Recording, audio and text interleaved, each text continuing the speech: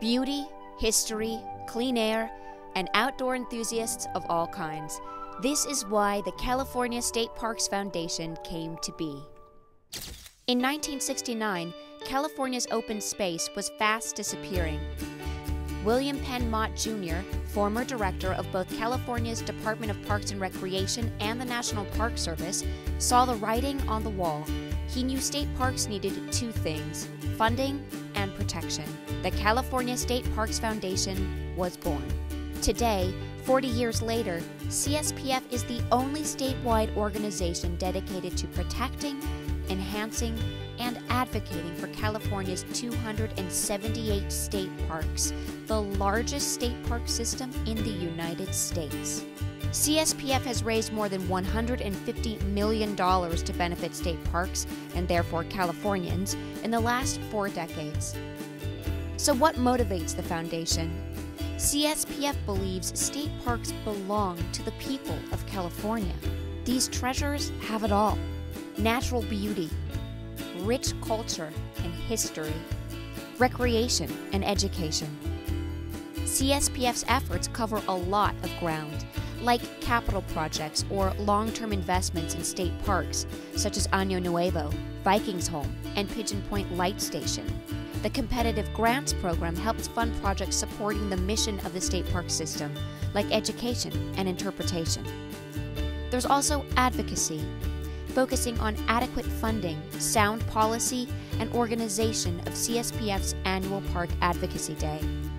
There's protection, fighting to prevent toll roads, transmission lines, and other development plans from encroaching on our parks.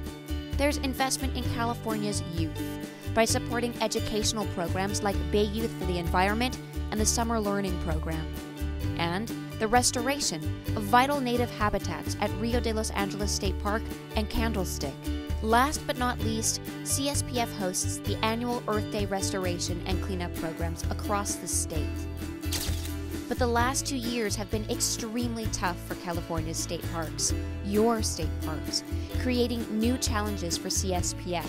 Due to the bad economy and slashed budgets, state parks were threatened more than ever before. Join the march and save our parks! In 2008, the governor threatened to close 48 state parks as a cost-cutting measure. CSPF fought hard and defeated the proposal. In May 2009, a whopping 220 state parks were slated for closure due to budget cuts. That's when CSPF, its membership, partners, and the general public reacted swiftly and strongly. We are, unfortunately, at the state parks of California's darkest moment. We are tired of the ride. We are tired of being the victims of this crazy public policy trade-off. State parks are the core and lifeblood of California. We must find a long-term permanent solution to this state parks funding crisis. The crisis exploded the number of CSPF fans on Facebook and Twitter. It increased the audience for CSPF's podcasts and videos. And it vaulted CSPF's membership to over 115,000. The action taken by CSPF and park supporters averted total closure of those 220 parks, but partial closures are happening right now. Additionally, parks are experiencing service reductions like reduced hours, closed bathrooms, and compromised safety for visitors. Unfortunately, budget troubles have worsened and become more tenuous. To assist state parks' efforts in improving their situation, CSPF is increasing its advocacy work and creating new programs, like the Volunteer Enhancement Program and Park Observation Program. Also, working with a coalition, CSPF has organized a ballot measure for November 2010, commonly known as the State Park Access Pass, that will provide long-term sustainable funding for state parks and wildlife conservation statewide. To find out more about this solution to state parks' budgetary roller coaster and CSPF's existing and new programs, visit calparks.org, become a fan on Facebook, or follow us on Twitter.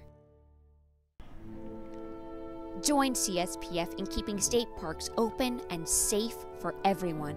even aspiring fishermen. Parks closed.